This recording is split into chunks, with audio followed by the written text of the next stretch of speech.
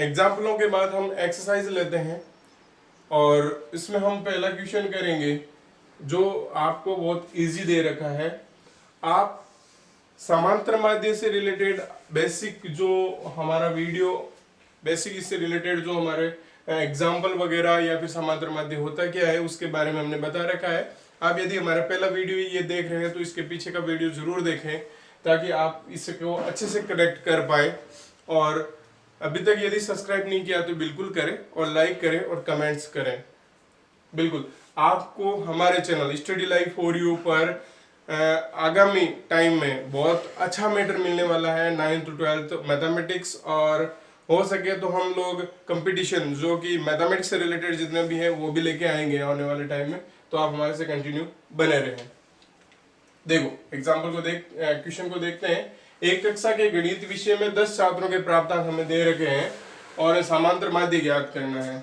अब जब भी बात समांतर माध्य की आएगी तो समांतर माध्य के हम बारे में क्या जानते हैं कि समांतर माध्य बराबर आंकड़ों का योग। आंकड़े यहाँ पर प्राप्तांक है, तो देखो प्राप्तांकों का योग बटा आपके छात्रों के प्राप्तांक, ऐसे लिख सकते हैं आप।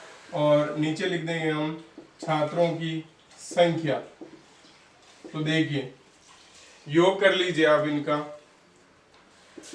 52 प्लस 75 प्लस 40 प्लस आपके 70 43 40 65 35 50 और 52। देखो 3 3 6 3 और 1 10 बटे में आपकी संख्या कितनी है 10 है। इनको जोड़ दीजिए आप 7 3 10 15 20 और 30। ये लो 3 8 7 15 19 26 30 34 40 43 47 और 5 52।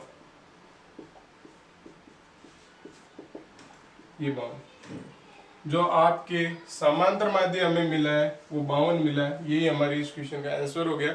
बहुत इजी है ना। देखो आपको इन प्राप्तांकों का योग करना है और बटे में उनकी संख्या का भाग दे देना है, आपको समांतर माध्य इजी वे में मिल जाएगा। देखिए अगला क्वेश्चन हमें दे रखा है, उसमें कहा है कि एक विद्यालय के सहायक कर्मचारियों का मासिक वेतन रुपयों में इतना इतना और इतना है, तो समांतर माध्य ज्ञात कीजिए। अब आप तो पहले देखें कि कितने हैं कर्मचारी, 1 2 और 3 और 4। तो आप तो पहले लिख लें क्योंकि समांतर माध्य देखो पहले हम समांतर माध्य का फॉर्मूला लिखते हैं ताकि आपको ध्यान में रहे कि इसमें जरूरत क्या क्या है। समांतर माध्य होता है प्रेक्षणों। अच्छा मैं कभी आंकड़े लिख रहा हूं, कभी कर्मचारियों के लिख रहा हूं, कभी प्रेक्षण लिख रहा हूं, तो मैं इसीलिए लिख रहा हूं कि आपका कभी भी इस प्रकार का कोई भी कंफ्यूजन नहीं रहे कि जो शब्द आपके सामने आते हैं वो कहीं अलग महसूस नहीं हो। एग्जाम में लैंग्वेज जो प्रश्न की अलग अलग जगह अलग अलग होगी। तो प्रेक्षणों का योग बटा प्रेक्षणों की संख्या। अब प्रेक्षण के रूप में यहां पर कर्मचारियों की संख्या होगी, ध्यान रखना की संख्या। अब पहले तो हम इसके बात कर लें कि कर्मचारियों के मासिक वेतन का योग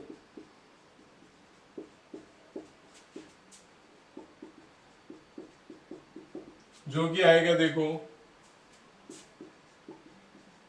1720 प्लस 1750 प्लस 1760 प्लस 1700 आपके 10। देखो 20 70 और 60 130 और 140 ये तो हो ही गए एक्स्ट्रा। और प्लस में देखो 17 34 और 34 34 68, तो ये देखो 6800। हमारे पास कितना आ गया 6940 रुपए। ठीक है ना, ये बात ध्यान रखना। अच्छा वैसे ये चिन्ह आगे लगता है, ये हमारे रुपये का चिन्ह है और लिखा रुपये जाता है। हाँ तो योग आ गया। अब प्रेक्षण यानी कर्मचारियों की संख्या कितनी है? 4 है आपके पास कर्मचारियों की संख्या, जो कि हमारे पास है 4। तो फिर हम समांतर माध्य ज्ञात कर लेंगे। अब तो कुछ भी नहीं बचा, इजी हो गया। x बार जो कि हो जाता है ये 40/4। इसमें हम इसका भाग लगाएंगे तो हमारे पास आएगा एक बार, और ये हो गया 29, 7 चौक 28 और 1 14, तो 4 3 12 और 5 चौक 20। ये हमारा आंसर है।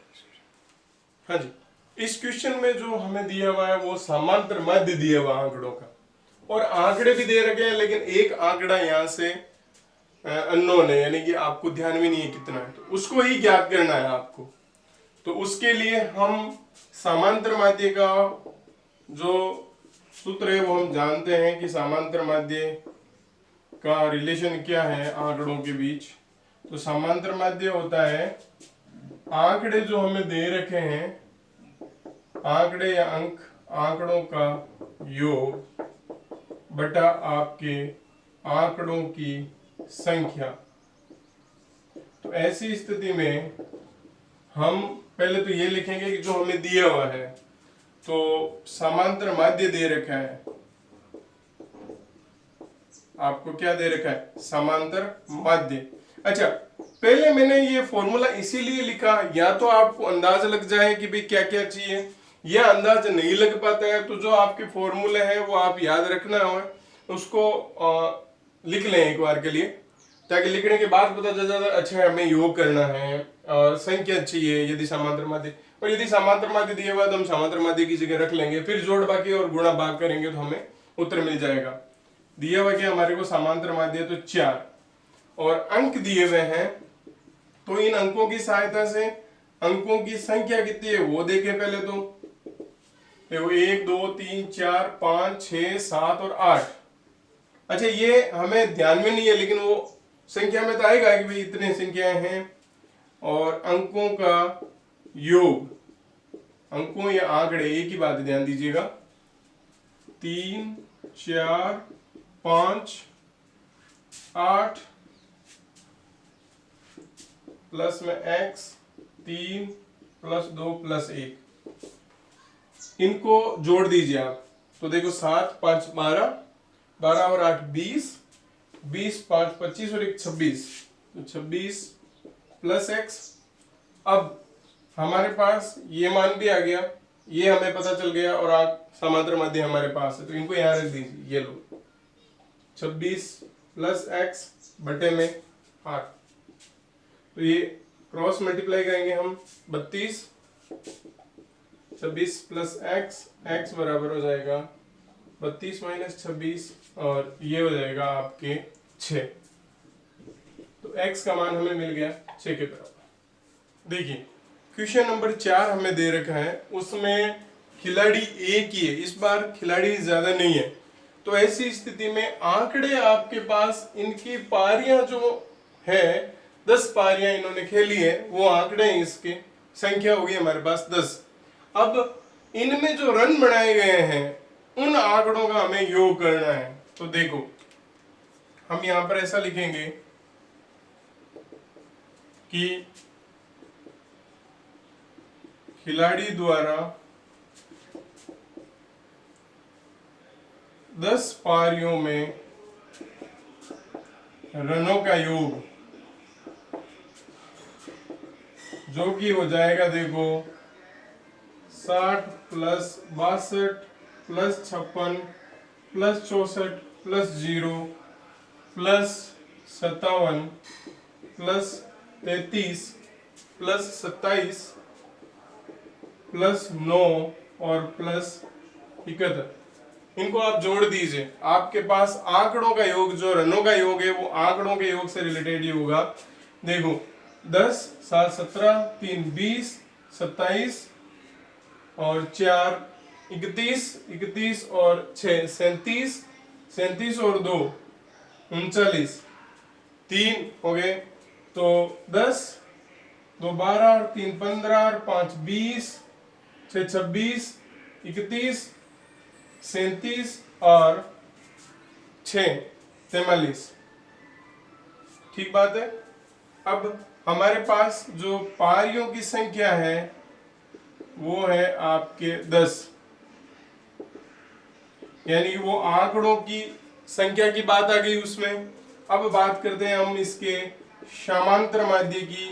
तो समांतर माध्य x बार होगा आपके रनों का योग बटा पारियों की संख्या। तो रनों का योग हमारे पास 439 है बटा पारियों की संख्या 10 है, तो 43.9 रन आपके इसका औसत आएगा, या समांतर माध्य या औसत एक ही बात है, लो हम इसे औसत कह देते हैं। ठीक बात है। ये जो अगला क्वेश्चन आपके सामने है उसमें आपको दिया हुआ है कि मासिक परीक्षाओं में 10 विद्यार्थियों के द्वारा अंग्रेजी में प्राप्त निम्न अंकों का समांतर माध्य ज्ञात कीजिए या गणना कीजिए, एक ही बात है। अब यहाँ पर इस प्रकार नहीं देके आपको कह दिया कि पहले वाले के इतने नंबर है, दूसरे वाले के इतने, तीसरे वाले के इतने, इस प्रकार कहा गया। अनुक्रमणिका मतलब हाजिर नंबर के अनुसार से। तो हम क्या कहेंगे कि अंकों का योग, हमें एक तो अंकों का योग चाहिए और अंक लाने वालों की संख्या चाहिए। अंकों का योग, तभी तो समांतर माध्य निकलेगा। तो हम क्या कहेंगे, 30 plus 28 plus 32 plus 12 plus 18 plus 20 plus 25 plus 15 plus 26 और प्लस के 14 जोड़ लेते हैं हम। 8 2 10, 2 12 20, 5 25 30 और 40, 4 7, 4 यही जोड़ रहा हूँ, 7 2 9, 3 12 13 14 और 16, 2 18, 19 20 22, ये लो। अब ये बात करें हम विद्यार्थियों या परीक्षार्थियों की संख्या,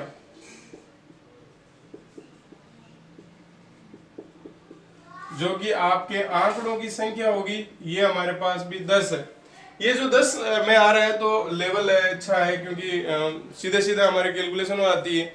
बाकी तो क्या है कि भाग देना पड़ता है, जो कि आप देना जानते हो। ठीक है, समांतर माध्य। तो आंकड़ों का योग बेटा 10, ये हो गया तो 22। ये जो हमारे पास है वो समांतर माध्य आ चुका है। बस इजी है, बहुत इजी है। आप अभी तक जितने भी क्वेश्चन आपने किए हैं वो इसी लेवल में किए हैं कि आंकड़ों का योग बटा आंकड़ों की संख्या। अगला क्वेश्चन आपके सामने है, उसमें दिया हुआ है कि एक विद्यालय के पुस्तकालय से 10 दिनों में छात्रों को दी गई पुस्तकों की संख्या निम्नलिखित है। 10 दिन है आपके पास, तो आंकड़ों का योग तो हो जाएगा पुस्तकों की संख्या। देखो, पुस्तकों की संख्या का योग, और जो हर एक दिन अलग अलग दिन दी जा रही है, और दिनों की संख्या है वो आंकड़ों की संख्या होगी। दिनों की संख्या हमारे पास 10 ही है। अब इनके योग हम करेंगे। देखो, 300 plus 405 plus 455 plus 489 plus 375 plus 280, 418, 502, 300, 476। देखो, इनको यदि हम जोड़ेंगे तो हमारे पास आ जाएगा 4000। तो अब समांतर माध्य ज्ञात करना है इसका, निम्नलिखित संख्या है, और इसमें समांतर माध्य ही ज्ञात करना है, ध्यान देना। समांतर माध्य पूछा, तो समांतर माध्य हमारे पास हो जाएगा ये पुस्तकों की संख्याओं का योग बटे में आपके जितने दिन ये पुस्तकें दी गई है, तो 400 पुस्तकें, औसतन 400 पुस्तकें आपके पर डे दी गई थी। अभी तक तो आपने बहुत इजी क्वेश्चन पढ़े होंगे, लेकिन जो ये आपके सामने है वो बहुत ही अच्छा क्वेश्चन है। हालांकि ये भी इजी है, लेकिन वो सीधे आंकड़े थे आपके, आपने उनको जोड़ा और उनकी संख्याओं का भाग दिया और आपके पास समांतर माध्य या कहें औसत मिल गया। लेकिन यहाँ पर ऐसा कुछ नहीं है। आपको यहाँ पर दो अलग अलग वर्ग दे रखे हैं। देखो, एक कक्षा के एक वर्ग ए के 25 छात्रों का जो औसत है वो 51 है, जबकि बी के 35 छात्रों का औसत 54 है। तो इस कक्षा के कुल जो 60 छात्र हैं उनका औसत ज्ञात कीजिए। अब बात यहाँ पर आती है कि औसत ज्ञात करने के लिए क्या होना होता है, इन 60 छात्रों का आपके जो भार है उसका योग तो चाहिए ही चाहिए। लेकिन यहाँ पर 60 के अलग अलग नहीं दे रखे ताकि हम जोड़ लें। यहाँ पर दो वर्गों में बांटा हुआ है। तो पहले हम क्या कहेंगे, देखना, वर्ग ए के 25 छात्रों का औसत जो कि हमें दे रखा है 51 kg। अब इन 25 छात्रों का योग कर लेता हूं मैं, औसत भार। तो 25 छात्रों के भार का योग। अच्छा, ये कैसे आएगा? आपके पास अभी तक तो अलग अलग तो 25 छात्रों का है नहीं, लेकिन हम क्या जानते हैं, देखो, एक औसत बराबर होता है आपके कुल भार। भार की बात हो रही है ना यहाँ पे, आंकड़ों का योग। तो जितने आदमी है उनके भारों का योग बटा छात्रों की संख्या। देखो, तब ऐसी स्थिति में औसत हमारे पास 51 था, कुल भार हमें ज्ञात करना है और ये संख्या 25 है। तो कुल भार हमारे पास मिल जाएगा इसके अनुसार से 51 इंटू 25। ठीक है, तो इसको हम इंटू करवाएंगे तो 125 5 सॉरी 25 एकम 25 2 और 25 5 125 और 2 27। ये कुल भार हमारे पास आ गया इसका। ठीक है, अब बात करेंगे हम 35 छात्रों की। तो इसी प्रकार हमारे पास 35 छात्रों का कुल भार, देखो, औसत 35, तो ये रहा औसत, हमें इसका 54 दे रखा है। तो देखो, 70 35 चौक 70 140 14 और 35 5 175 होते हैं, और इसमें आप 14 जोड़ दें तो 190। ये दोनों ही अलग अलग 25 और 35 के कुल भार हैं। अब हम बात करें कुल 60 छात्रों का कुल भार, तो ऐसी स्थिति में ये दोनों जुड़ जाएंगे। 1275 प्लस 1890 जोड़ दीजिए, 5 और 6 10 एक 11 और 2 एक 3, कुल भार हमारे पास 3165। अब इस 3165, ध्यान दीजिएगा, औसत हम ज्ञात करेंगे तो कुल भार ये लो 3165 और कुल छात्रों की संख्या है तो हमें 60 दे रखी है। 60, इसका भाग लगा दीजिए आप 5 बार और ये 2 बार, पीछे बचा 45, यानी कि यहाँ से 4 और 45, 7 42 और 3 30 5, ये आपके इसका औसत भार हो जाएगा। तो पहले हमने क्या काम किया, 25 छात्रों का औसत लिखा, उसके भार का योग कर दिया जो कि 1275 हमें मिला। फिर इसी प्रकार 35 छात्रों का औसत भार हमारे पास 54 है, इसको इंटू करवाया 35 से तो कुल इनका भार मिल गया। फिर जब 25 और 35 छात्रों के टोटल योग करा तो वो 60 छात्रों का योग हो गया कुल भार।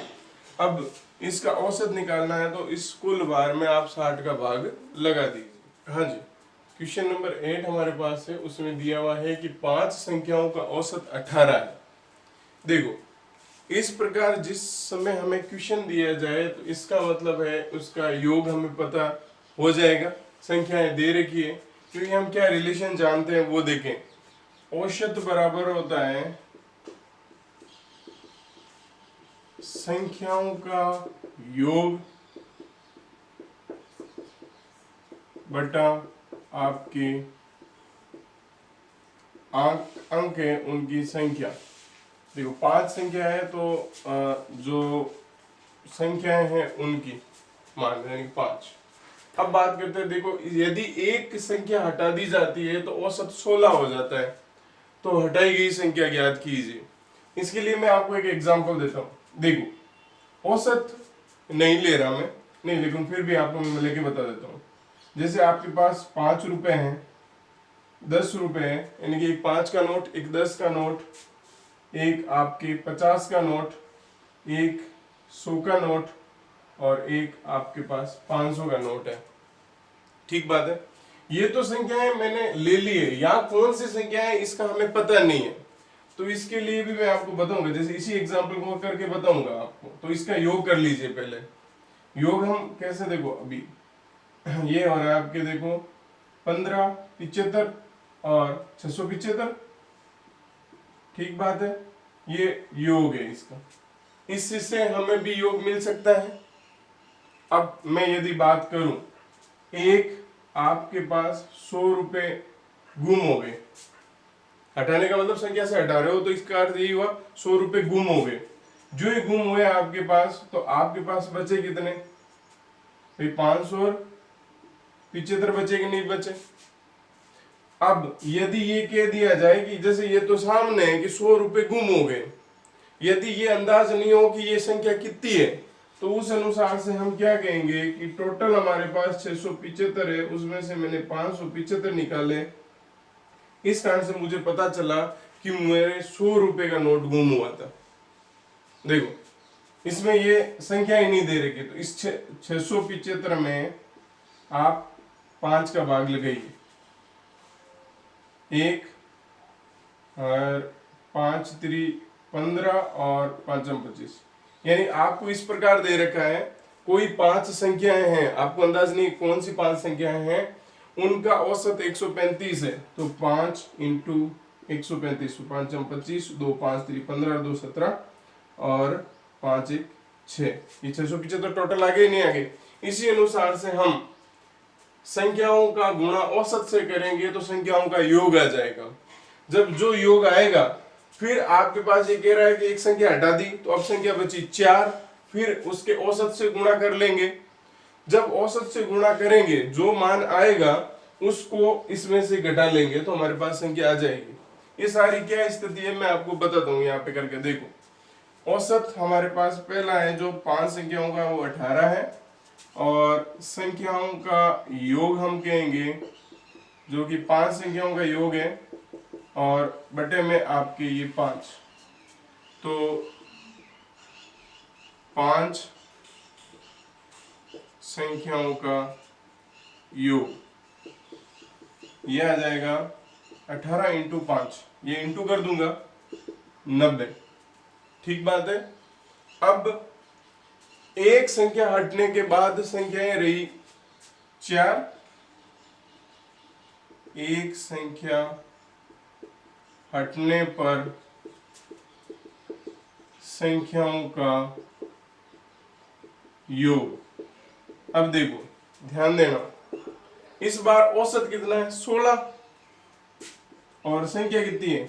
4, तो ये हो गया 64। अब ध्यान दीजिए, 4 संख्याओं का योग हमें 64 मिल गया और 5 संख्याओं का योग हमें 90 मिल गया। तब हटाई गई संख्या हमारे पास आ जाएगी, हटाई गई संख्या, तो हम क्या कहेंगे हटाई गई संख्या में कि 5 संख्याओं का योग तो 90, उसमें से 4 संख्याओं के योग को यदि घटा दिया जाए तो हमारे पास आ जाएगा, देखो 6 और 2 26। समझ पाए आप? देखो हमने यहाँ पर औसत लिया और 5 संख्या ली, 90 आ गया, फिर हटा दी 1, तो 4 बची, 4 को 16 से गुना करवाया, 64 आ गया। अब 90 में से 16 निकाल दो, 26 हमारे पास उत्तर आ गया। हाँ जी, क्वेश्चन हमारे पास जो ये दे रखा है वो ये कह रहा है कि 13 संख्याओं का माध्य 24 है। यदि प्रत्येक संख्या में 3 जोड़ दिया जाए तो नए माध्य में क्या परिवर्तन आएगा? हालांकि जो नए माध्य का मतलब आपके नया माध्य क्या आएगा, परिवर्तन तो जो पुराने वालों में होगा, लैंग्वेज इस प्रकार होनी चाहिए थी।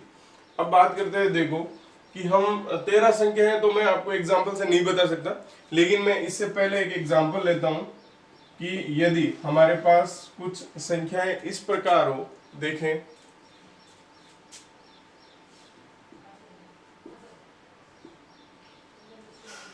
ये हो जाएगा 8 और आप 10, ये कोई मैं 7 संख्या ले रहा हूं, अंदाज से आप अपनी मर्जी से ले सकते हो, कोई बड़ी बात नहीं है।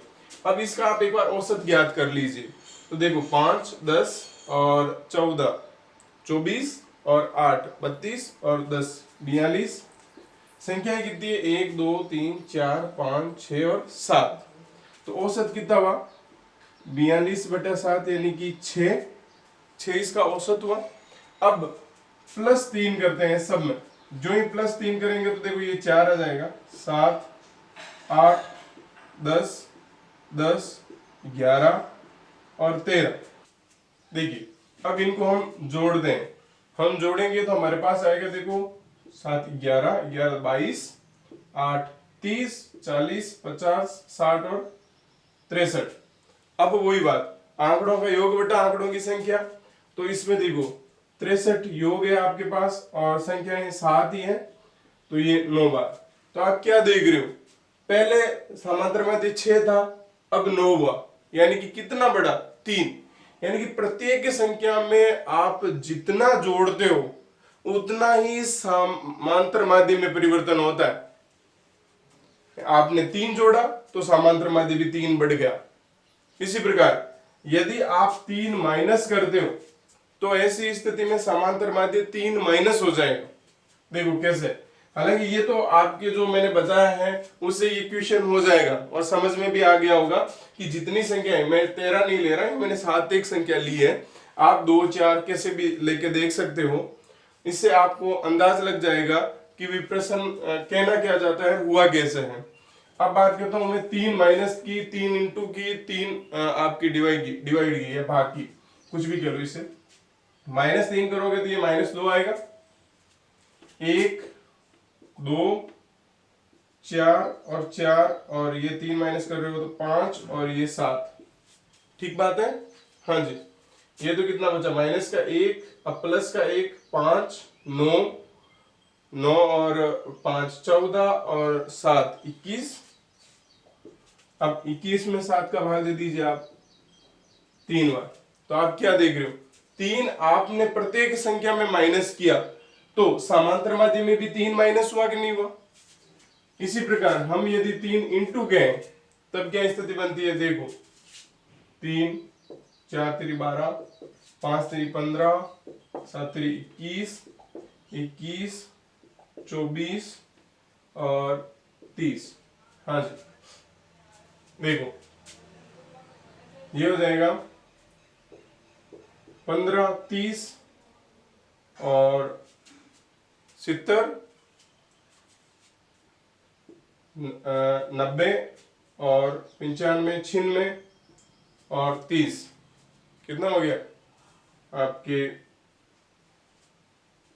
126 हो रहा है क्या, चलो हाँ ठीक है 126, और इसका 7 में भाग लगे, 7 का भाग लगाइए आप, तो आपके पास आ जाएगा, देखो 1 और 18 8। तो इसमें आपने क्या देखा, यही सिचुएशन, इसको 3 से इंटू करने के बाद 6 3 18 आ रहे हैं, तो प्रत्येक संख्या को यदि आप 3 से इंटू करोगे तो आपके पास ये मान 3 से इंटू हो जाएगा समांतर माध्य। इसी प्रकार यदि भाग लगाओगे तो आपके पास इसका 3 का भाग लगाने पर समांतर माध्य 2 आ जाएगा। ये आप और करके देख लेना भाग वाला भी। देखो अब मैं इस क्वेश्चन को करता हूं, हमारे पास जो संख्याएं हैं वो 13 हैं,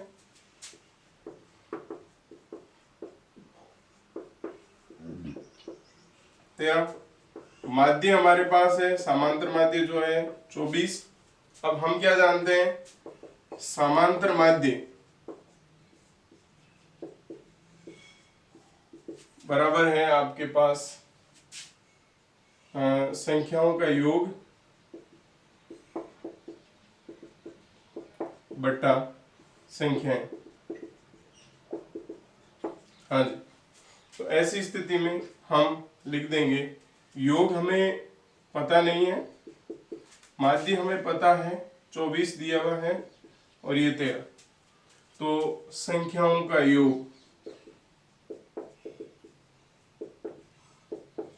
जो कि आएगा 24 इंटू 13, तो देख 52, 5 और 13 26 और 5 31, ये अभी इन 13 संख्याओं का योग है। अब आप यदि प्रत्येक संख्या में 3 जोड़ दिए जाएं तो नया माध्य बताना है। तो देखो ये आप समझ पाए होंगे।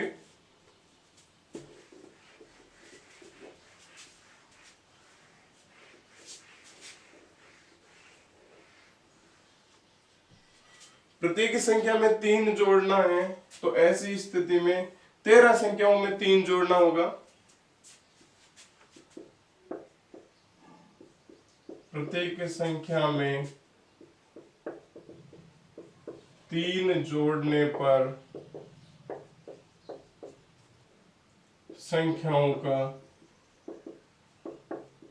योग। अब आप देखें कि संख्याओं के योग में देखा जाए तो एक तो पहले संख्या जोड़ने से पहले का योग ये रहा, प्लस 13 में 3 जोड़ रहे हो तो 13 इंटू 3 312 प्लस 39, 1 और 4 और 1 5 51। ठीक बात है।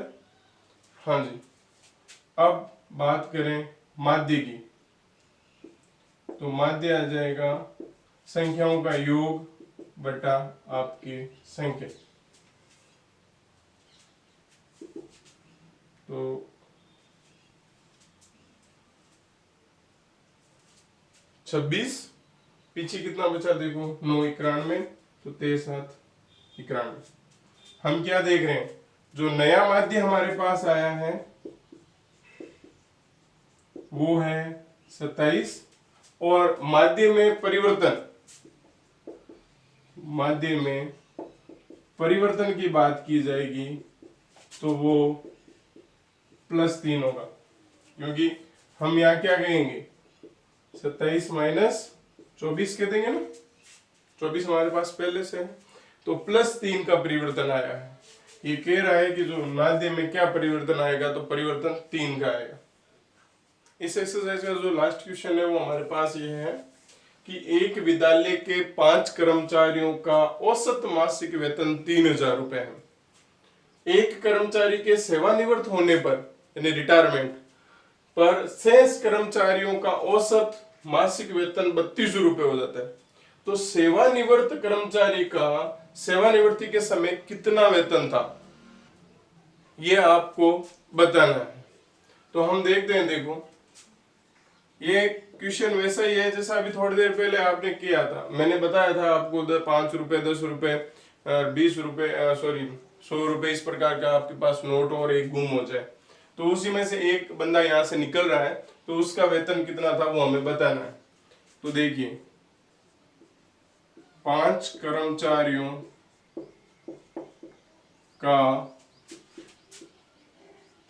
औसत वेतन लिख लीजिए पहले, वो हमारे पास है 3000 रुपए।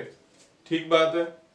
तो हम कहेंगे इस अनुसार से कुल वेतन 5 आदमियों का कुल वेतन 5 इंटू 3000 हो जाएगा आपके 15,000 रुपए। ठीक बात है। अब बात करें कि एक कर्मचारी के सेवानिवृत्त होने पर, तो सेवानिवृत्त होने पर एक कर्मचारी के सेवानिवृत्त होने पर कर्मचारियों की संख्या कितनी हो गई अब आपके पास, 4। अब जब संख्या 4 है और औसत 3200 है तो योग किया जा सकता है। तो 4 कर्मचारियों का कुल वेतन जो कि हो जाएगा 4 इंटू 3200, जो कि देखो 128,000। तो हम यहाँ पे क्या देख रहे हैं कि ये 5 कर्मचारियों का वेतन तो 15,000 है और 4 कर्मचारियों का वेतन 12,800 है। तो ऐसी स्थिति में सीधे सीधा ही है कि आप 5 वाला जो कुल योग है उसमें से आप 4 वाले कुल योग में से घटा दीजिए, आपके पास जो कर्मचारी सेवानिवृत्त हुआ है उसका वेतन आ जाएगा। आते हैं सेवानिवृत्त कर्मचारी का वेतन, जो कि हो जाएगा 15,000 माइनस 12,800। ठीक बात है। तो ये आ जाएगा आपके, देखो 2/22।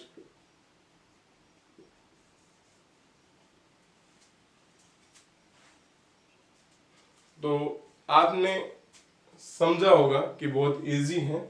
जब भी ऐसे क्वेश्चन होते हैं तो जितने के दिए रहते हैं फिर उसके औसत से इंटू कीजिए, फिर जितना घटाना है। जैसे आपको ये दे देता है 2, तो कोई दिक्कत नहीं है, अपन संख्या 2 कम करके फिर इंटू करते और फिर माइनस कर लेते तो उन 2 का आ जाता। और फिर यदि उन्हीं का औसत भी पूछा जाता तो आप 2 का भाग लगा दीजिए, जो लास्ट रिजल्ट है।